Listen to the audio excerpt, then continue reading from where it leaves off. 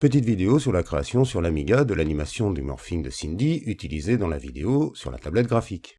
J'ai généré l'animation avec Cinemorph sous forme d'image. Je les charge donc dans le logiciel Perfect Paint.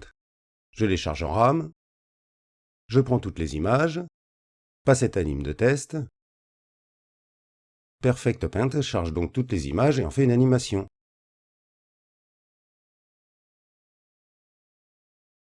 C'est chargé. Je joue l'animation.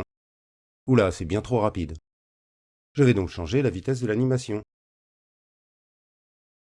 Cela se fait grâce au menu vitesse d'animation. Je vais mettre 3. Et je fais cela pour toutes les images. Je joue l'animation en va-et-vient. Cela me va pour la vitesse. Maintenant, je vais ajouter 15 images au début, cela va copier 15 fois l'image affichée.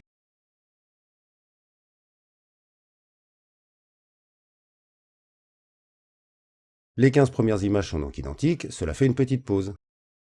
Je fais pareil pour la dernière image. J'en rajoute 15. Je remets l'animation au début. Et je la joue.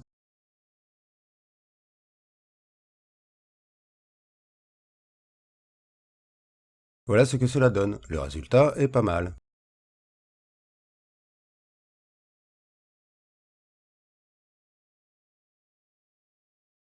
L'affichage actuel doit être à 100% de la taille de l'image.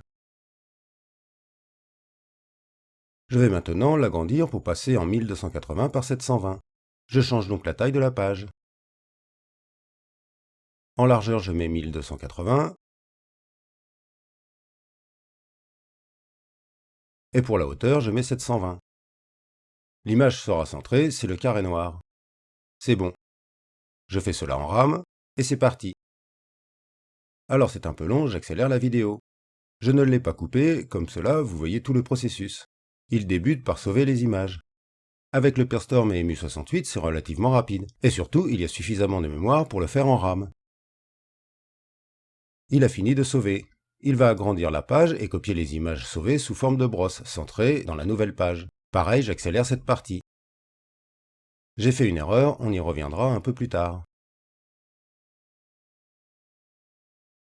Il a fini de faire la copie de toutes les images dans les nouvelles pages. Je joue l'animation. Elle est identique, mais dans une résolution plus grande. L'affichage est de 50%.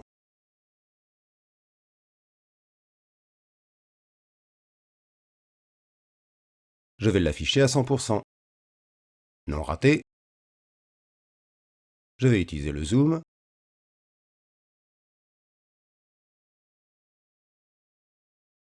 Voilà, sauf que finalement, la fenêtre ne prend pas tout l'écran.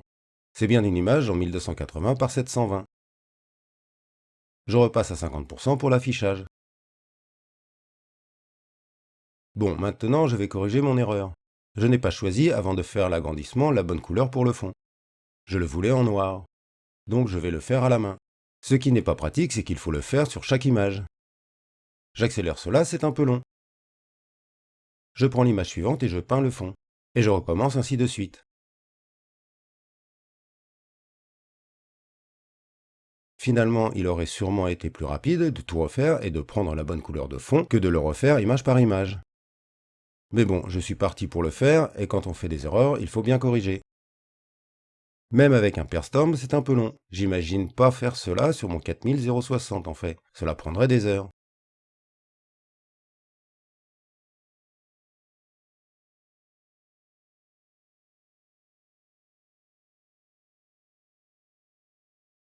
J'arrive à la fin. Voilà ce que cela donne avec le fond noir. Je préfère. Ah, j'ai dû rater une image au moins.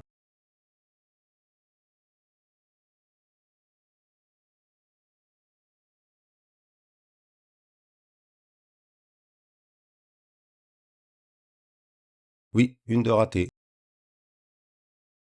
C'est celle-ci, je la fais. Je vérifie qu'il n'y en a pas d'autres. Bah si. Toutes les images sont faites maintenant. C'est donc l'animation finale.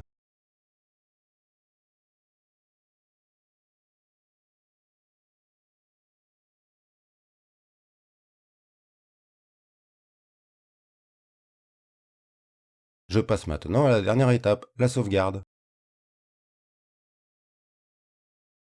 Je la sauve en QuickTime. Plus qu'à nommer le fichier.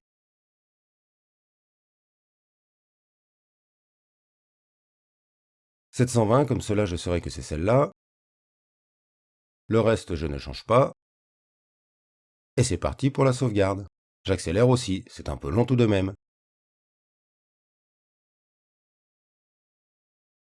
Cela arrive à la fin de la sauvegarde. Voilà, c'est sauvé. C'est donc fini sur l'Amiga pour faire cette partie en 1280 par 720. Il ne reste plus qu'à faire le montage. Bien sûr, le montage a été fait sur PC. J'ai juste repris le fichier généré sur l'Amiga. Je vous laisse pour finir avec l'animation.